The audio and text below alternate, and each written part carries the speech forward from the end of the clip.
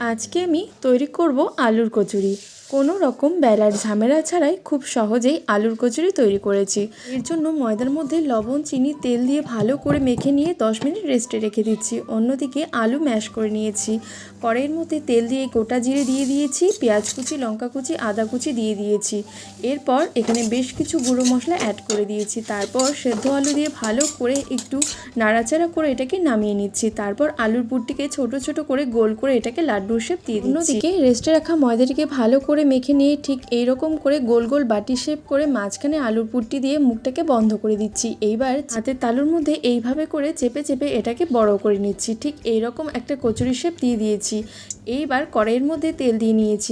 একবার বলক ওঠা মাত্রই একটা কচুরি দিয়েছি এবং একদম লো টু মিডিয়াম ফ্লেমে এটাকে উল্টে পাল্টে লাল লাল করে ভেজে নিয়ে নামিয়ে নিলেই তৈরি সন্ধ্যাবেলা কিংবা সকালের জলখাবারে এই আলুর কচুরির রেসিপিটি। একবার হলেও তৈরি করুন। ধন্যবাদ।